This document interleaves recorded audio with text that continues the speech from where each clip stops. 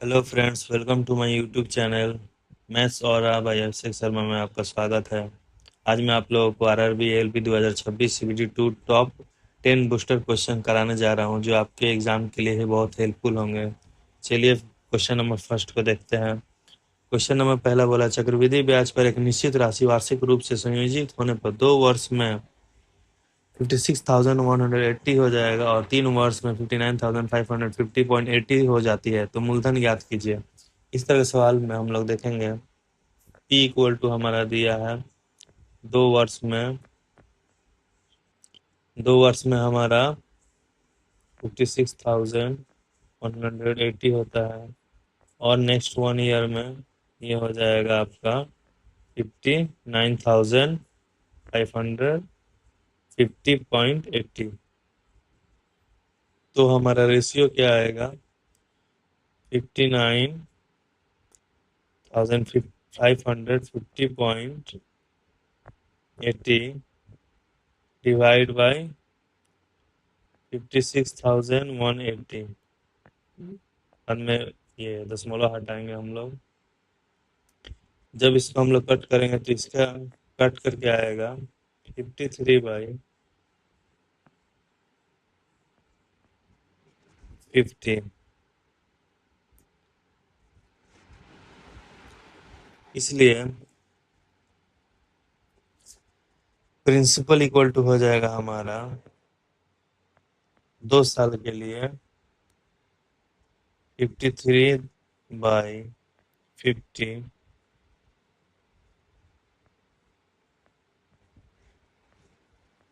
Into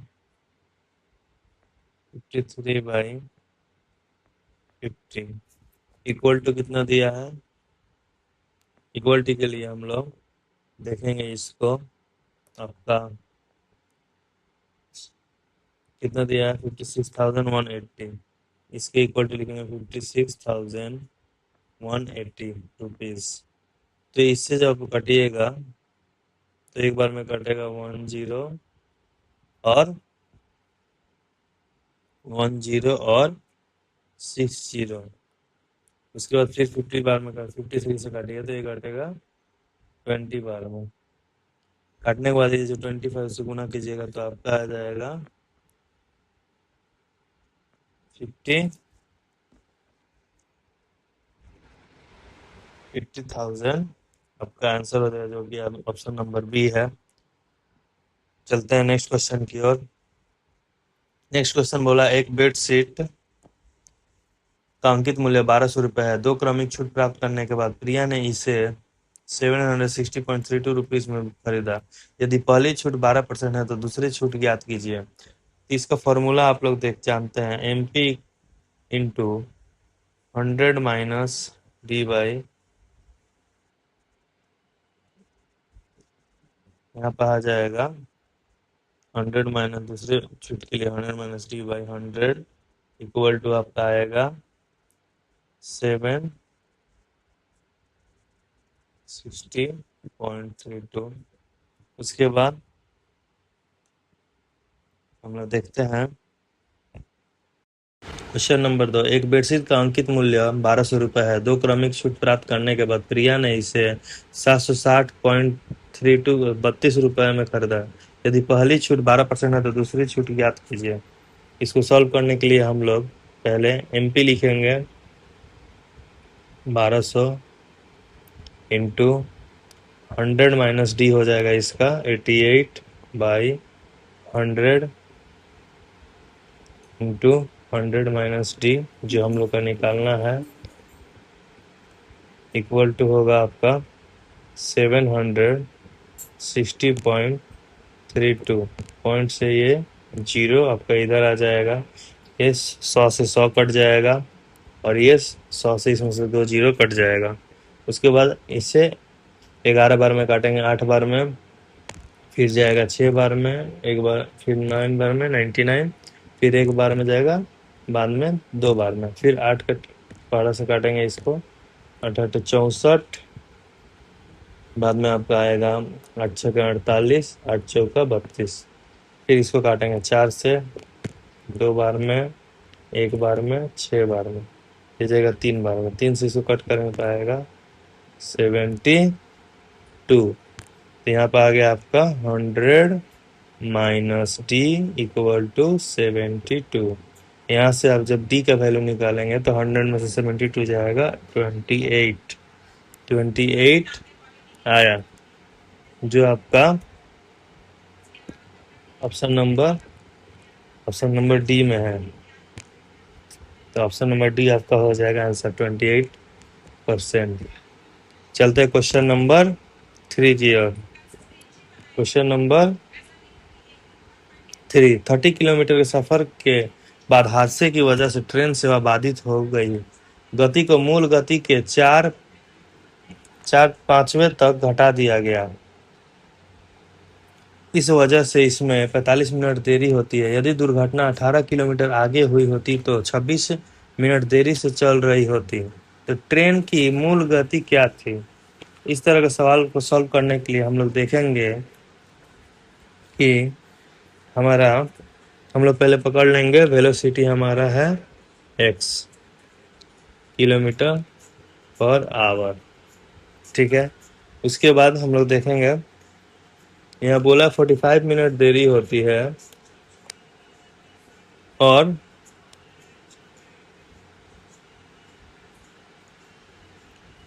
यहाँ पर 26 minute नहीं होगा, यहाँ पर होगा आपका, यहाँ पर होगा आपका 36 मिनट। क्वेश्चन थोड़ा गलती हो गया। इसके बाद हम लोग देखेंगे इधर,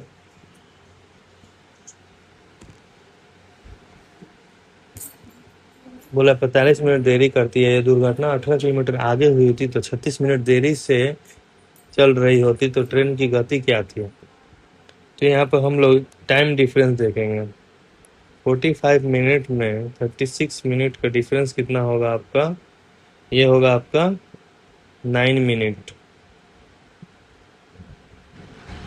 9 मिनट आपका डिफरेंस है। उसके बाद हम लोग देखते हैं क्वेश्चन के अकॉर्डिंग। क्वेश्चन बोलता है आपका अब स्पीड कितना हो जा रहा है आपका 4x/5 और डिस्टेंस हम लोग का है 18 kilometre.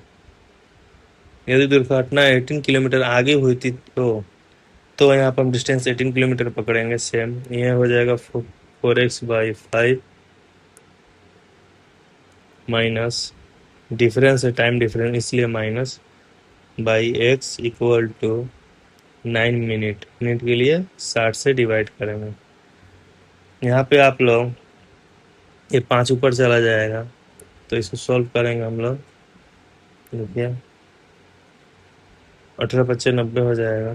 90/4x minus 18/x equal to 9/60। इसको कट करेंगे तो आएगा हमारा 3/20। अब यहाँ पर है तो आप लोग एक बार सॉल्व कर लेंगे पूरा। मैं सबसे अच्छा तरीका बता रहा हूँ आप लोग को।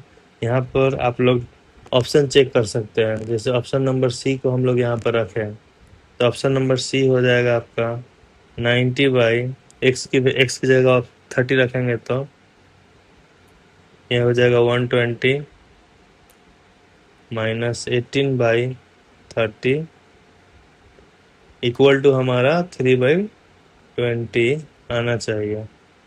चलिए देखते हैं। यहाँ से 0 से 0 कट जाएगा, ये हो जाएगा 3 बार में, ये चला जाएगा 4 बार में।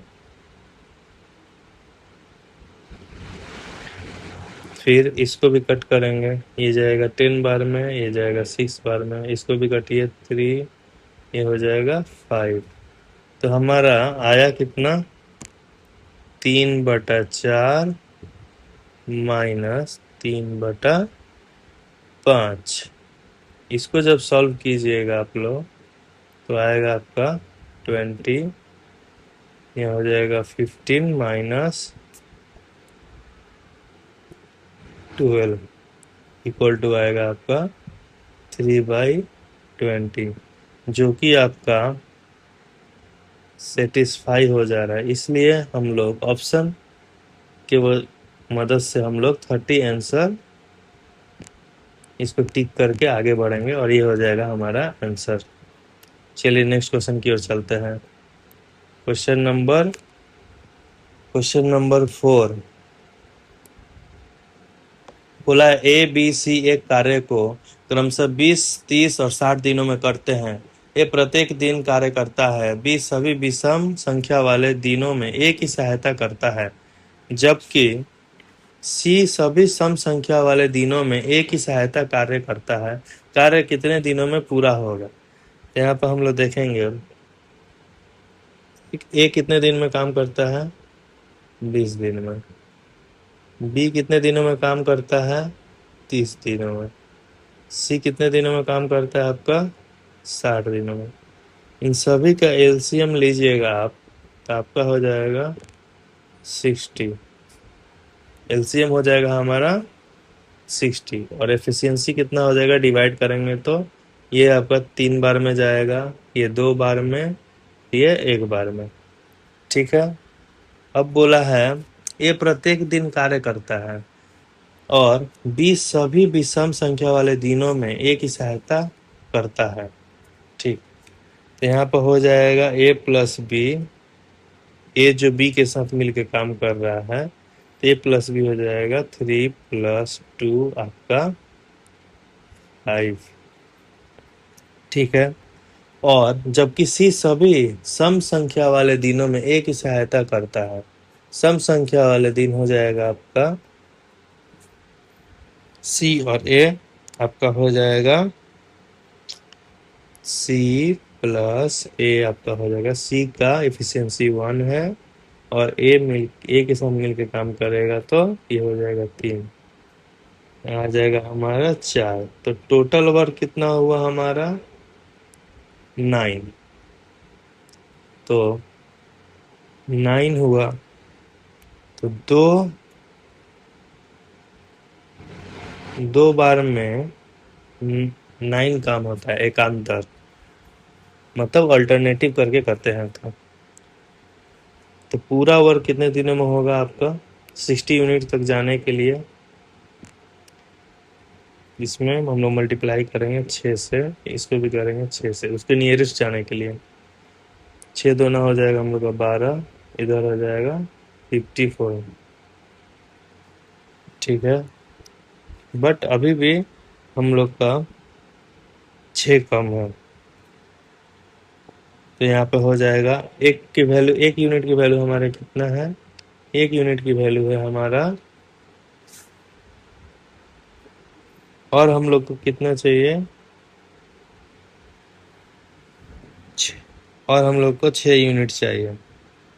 तो 1 यूनिट लाएंगे हम लोग, तो 1 यूनिट में हमारा 5 है, तो ये हो जाएगा हमारा 13 यूनिट में कितना हो जाएगा? ये 59 वर्क। तो और सी प्लस ए मिल के 4 दिन में करते हैं, इसलिए नेक्स्ट हो जाएगा हमारा, और एक वर्क चाहिए इधर, तो 13/1/4 करेंगे तो इधर हो जाएगा 60, जो कि हमारा आंसर हो जाएगा 13.1/4। इतना दिन में वो लोग काम पूरा हो जाएगा, इसलिए हमारा आंसर हो जाएगा ऑप्शन नंबर ए। चलते हैं क्वेश्चन नंबर 5 की ओर। क्वेश्चन नंबर 5 बोला है उस बिंदु के निर्देशांक ज्ञात कीजिए जो बिंदु 2,4 और 7,9 को मिलाने वाली रेखा को आंतरिक रूप से 1:2 के अनुपात में विभाजित करती है। तो इस तरह के सवाल को सॉल्व करने के लिए आप लोगों को फॉर्मूला याद होना चाहिए। ये फॉर्मूला होता है आप लोग का x, y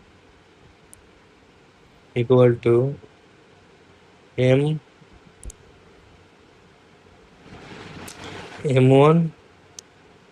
x2 plus n1 x1 by m plus n।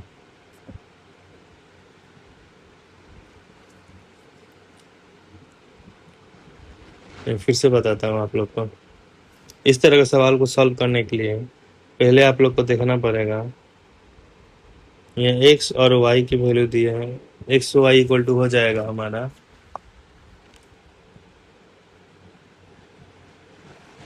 mx2 plus nx1 by m plus n। दूसरा y के संदर्भ में my2 plus ny1 by m plus n। जहाँ पर हमारा यहाँ पर हम लोग का है m इस टू n इक्वल टू दिया है हमारा 1:2 और x1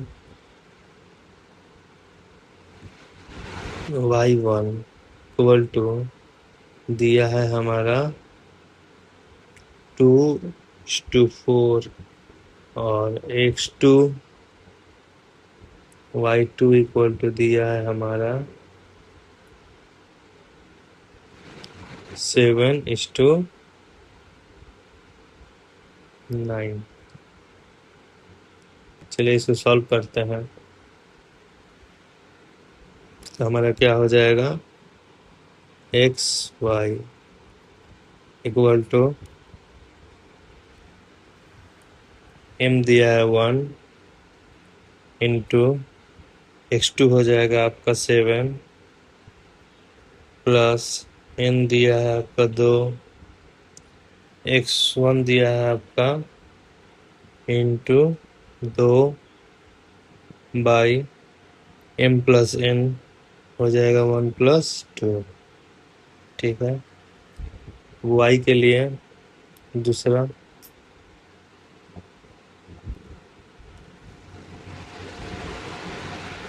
हो जाएगा आपका m1 इंटू y2 हो जाएगा आपका 9 प्लस 2 इंटू y1 हो जाएगा 4/3 टोटल। इसको सॉल्व करें तो हमारा कितना आएगा 11/3 और इधर हो जाएगा 17/3। तो ये हो गया हमारा रेशियो, जो कि हमारा हो जाएगा आंसर। ये हमारा हो गया आंसर। चलते हैं नेक्स्ट क्वेश्चन की ओर। क्वेश्चन नंबर 6 है। क्वेश्चन नंबर 6 में क्या बोला है, आरव और दुर्गा मिलकर एक कार्य को 33 दिनों में पूरा कर सकते हैं। उन्होंने 15 दिन तक एक कार्य साथ किया और फिर आरव ने कार्य छोड़ दिया और दुर्गा अकेले शेष कार्य को 30 दिनों में समाप्त कर लेती है। आरव अकेले कुल कार्य को कितने दिनों में समाप्त कर सकता है। तो जैसे जैसे क्वेश्चन बोला है हम लोग वैसे वैसे ही सॉल्व करेंगे। बोला आरव और दुर्गा मिलकर एक कार्य को 33 दिनों में पूरा करते हैं। तो आरव और दुर्गा मिलकर कितने दिनों में पूरा करते हैं, 33 दिनों में कार्य को पूरा करते हैं। इक्वल टू उन्होंने 15 दिनों तक कार्य किया। कौन, आरव और दुर्गा ने।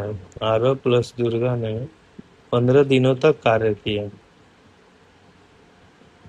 फिर आरव ने कार्य छोड़ दिया और दुर्गा अकेले शेष कार्य को 30 दिन में समाप्त कर देती है।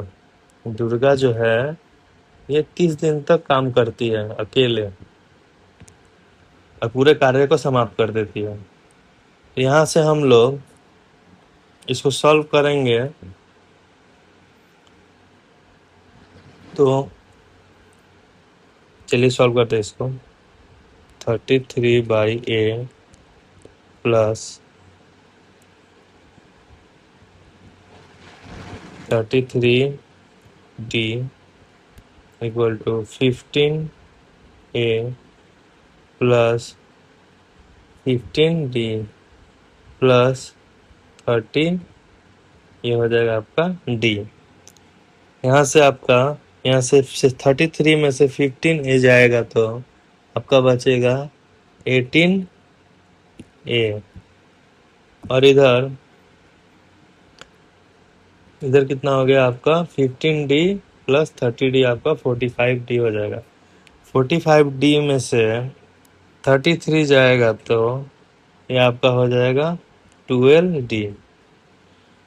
यहाँ से हमारा 3 से डिवाइड करेंगे इसको, 3 से ये जाएगा 4 बार में, ये जाएगा 6 बार में, फिर इसको कट करेंगे, ये 2 बार में जाएगा और ये 3 बार में। तो यहाँ से हम लोग का इफिशियंसी आ जाएगा, वैल्यू ए और डी का आ जाएगा 2/3। ठीक है, यहाँ से हम लोग का ए और डी का 2/3 आ गया। तो क्वेश्चन में क्या पूछा है, कुल आरव अकेले कुल कार्य को कितने दिनों में समाप्त कर सकता है। तो यहाँ से आरव किसी भी, यहाँ से हम लोग किसी भी इसमें पुट कर देंगे, या तो इसमें पुट करें या इसमें पुट करेंगे, आंसर आएगा। तो हम लोग इसमें पुट करते हैं, चलिए पुट करते हैं। कितना दिया है, a प्लस डी इंटू 33, तो कितना हो जाएगा, a प्लस डी हो जाएगा आपका 5 इंटू 33। तो आरव का पूछा है, इसलिए आरव का कितना वैल्यू है, a का 2 इफिशियंसी है, इसलिए 2 से हम लोग डिवाइड करेंगे। ये कितना हो जाएगा 165/2। इतने दिनों में आरव काम कर लेगा, आपका ये आंसर हो जाएगा, जो कि हमारा क्वेश्चन नंबर बी में दिया हुआ है। तो ये हो जाएगा आप लोग का आंसर। चलिए क्वेश्चन नंबर 7 की ओर चलते हैं। बोला है एक नौभुज के लिए सभी आंतरिक कोणों के योग और सभी बाह्य कोणों के योग का अनुपात क्या है। ये बहुत ही इम्पोर्टेंट और अच्छा क्वेश्चन है, आप लोग को ये करना चाहिए।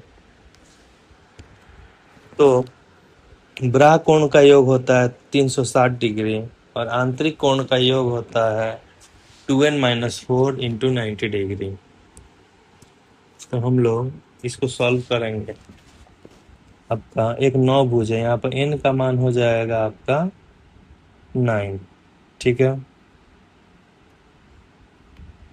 और बाह्य कोण का हमारा मान हो जाएगा, बाह्य कोण हो जाएगा हमारा, इसका मान होता है 360 डिग्री, ठीक है। और आंतरिक कोण का मान होता है, आंतरिक कोण जो है, आंतरिक कोण होता है आपका 2n-4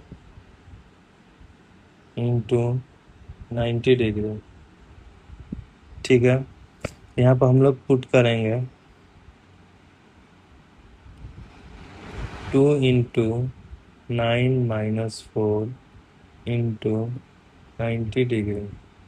इसको जब सॉल्व करेंगे हम लोग, 9 दूना 18 में से 4 गया 14 इंटू 90 हो जाएगा आपका, ये आ जाएगा 1260, ठीक है।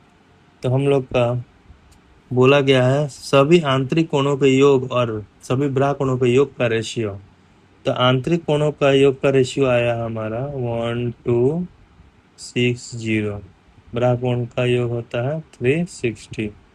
0 से 0 काट जाएंगे, 6 बार में जाएगा 6 बार में, 21 बार में, एक कटेगा 7 बार में, एक कटेगा 2 बार में।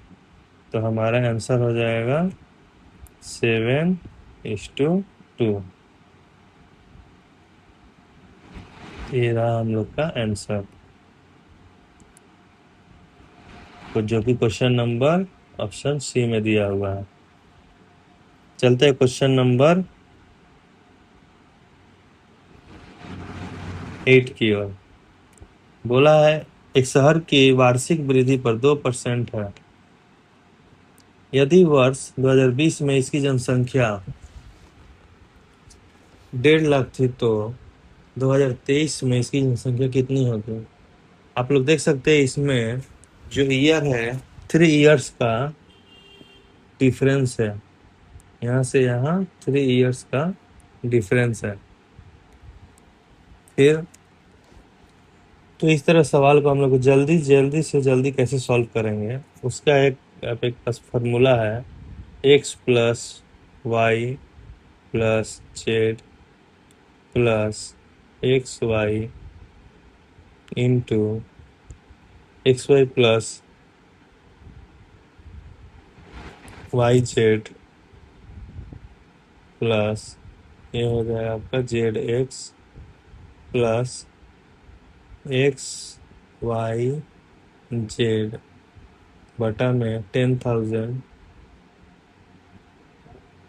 और इधर हो जाएगा आपका 100। ठीक है, तो 2% पर ईयर यहाँ पे बढ़ता है। यहाँ पर सभी की जगह हम लोग 2 पुट करेंगे। 2 पुट करेंगे तो कितना हो जाएगा? 2 प्लस 2 प्लस 2 प्लस 2 ये हो गया plus 2 into 2 plus 2 into 2 plus 2 into 2 बटा में 100। फिर आएगा आपका प्लस ये हो जाएगा 2 इंटू 2 इंटू 2 बाई 10,000। इसको सॉल्व करेंगे तो हमारा आएगा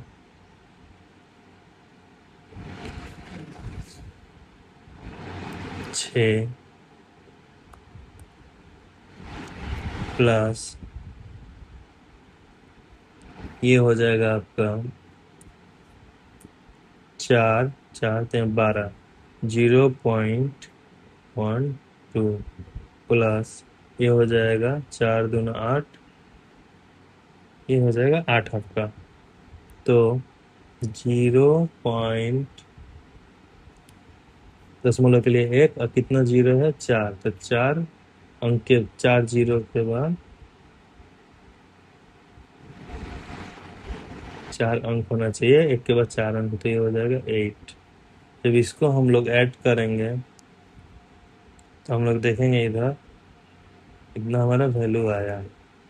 तो हमारी जनसंख्या कितनी थी? 1.5 लाख। हम लोग लिखेंगे इधर 1.5 लाख। 1.5 लाख हमारी जनसंख्या थी। तो यहाँ पे प्लस करेंगे 3 साल के लिए, तो 1.5 लाख का 6% कितना होगा? 1.5 लाख का 6% होगा आपका 9,000 प्लस 9,000 का 0.12 निकालेंगे तो हमारा 180 के इतना आएगा। अब इसका छोड़ दीजिए।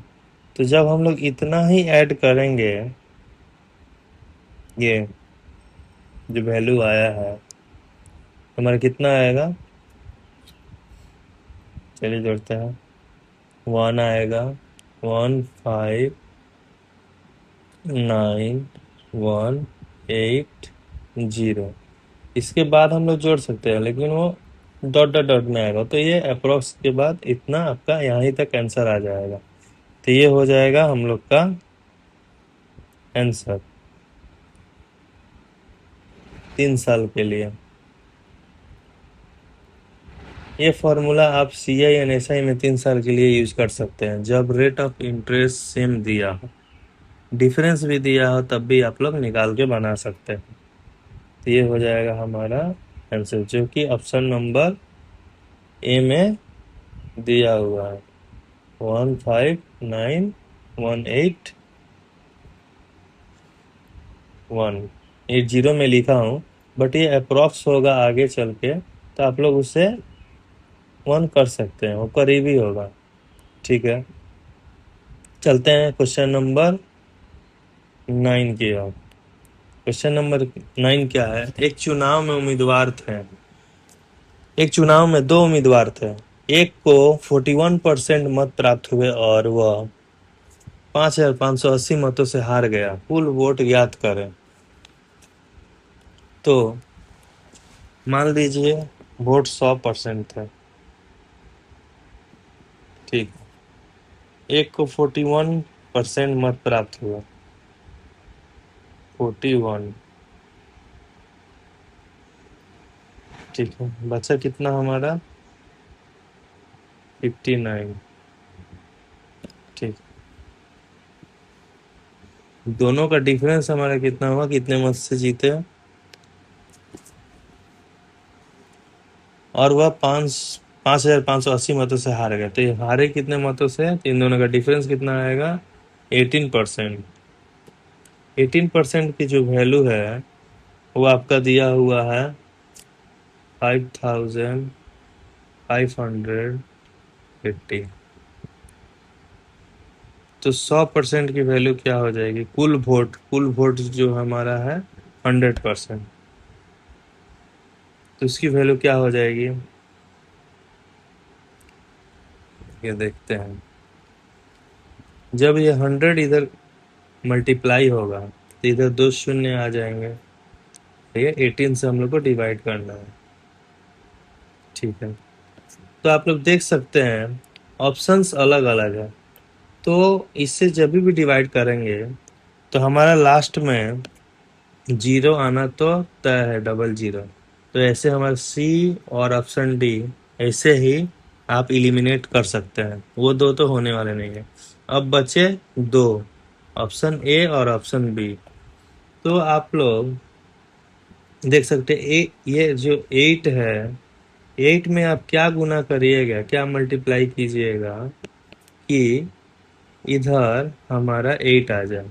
तो 8 में जब आप 5 मल्टीप्लाई करेंगे तो 8 नहीं आएगा, ठीक है, क्योंकि वो 0 बन जाएगा, ठीक है। अब दूसरा, अगर आप 8 में, जैसे ऑप्शन नंबर बी में दिया हुआ है 1, तो 8 में आप 1 से मल्टीप्लाई कीजिएगा तभी आपका यहाँ पर 8 आएगा। इसका मतलब हम 18 से 31 को मल्टीप्लाई करेंगे तो हमारा 558 आएगा।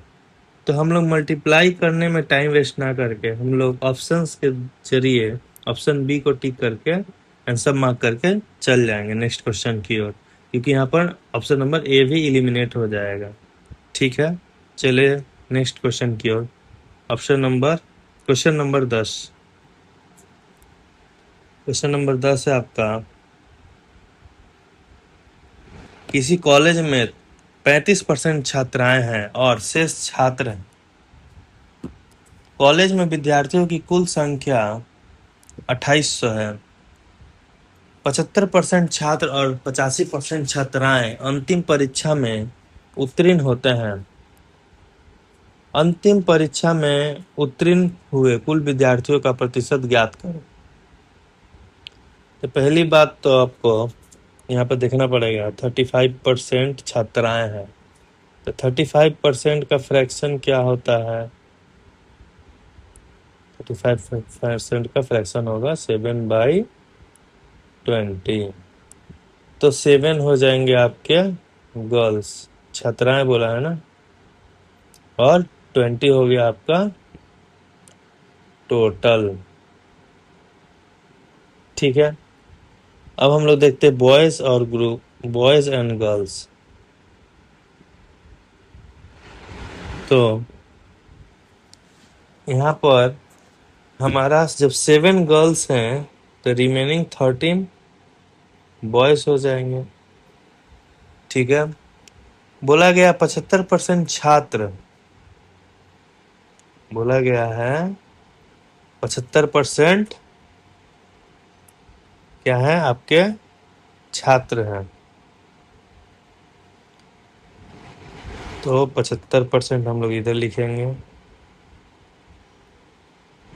75% छात्र इधर लिखेंगे, और 85%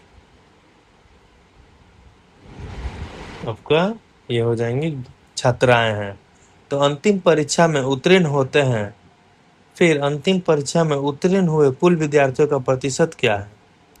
तो यहाँ से हम लोग डेविएशन लगाएंगे।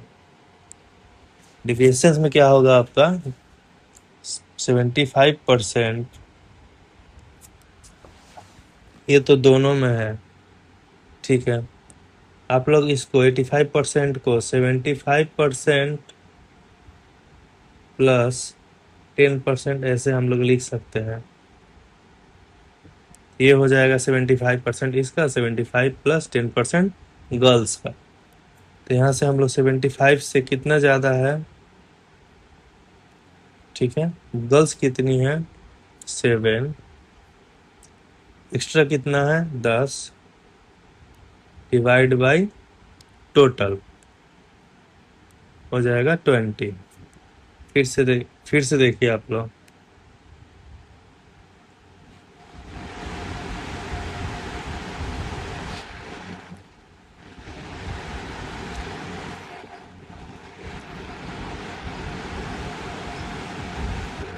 यहाँ पर गर्ल्स दिया है 7, इसलिए यहाँ पर 7 लिखा गया, ठीक है। दोनों में 75% है, इसलिए सब टोटल हम लोग लिख दिए 75 इंटू 10, ये 10 इधर आया, बाद में ये टोटल कितना है 13 प्लस 7, इसलिए 20 से डिवाइड किया गया। जब डिवाइड करेंगे तो हम लोग क्या मिलेगा, डिवाइड करेंगे तो 0 से 0 ये कट जाएगा, ठीक है। अब बचेगा 7/2 हो जाएगा 3.5। तो 75 प्लस 7/2 को डिवाइड करेंगे तो आएगा 3.5, ये आएगा हमारा 78.5, जो कि आपका हो जाएगा आंसर। ऐसे ही सवालों को और देखने के लिए और सॉल्व करने के लिए आप मुझे कमेंट करिए, मैं आपके लिए और क्वेश्चंस रेडी करूंगा, इम्पोर्टेंट क्वेश्चन। और ये सारे ही प्रीवियस ईयर क्वेश्चंस हैं जो कि इम्पोर्टेंट है और बहुत ही CGLs, RRB, NTPC सभी के मिलाए गए क्वेश्चंस हैं जो कि आने वाले एग्जाम्स के लिए बहुत ही इम्पोर्टेंट है। आप लोग इसको एक बार देख के चल जाइए। आप लोग मुझको सपोर्ट करेंगे तो मैं नेक्स्ट क्वेश्चंस और भी आपके लिए बनाऊंगा। धन्यवाद, thank you, thanks for watching.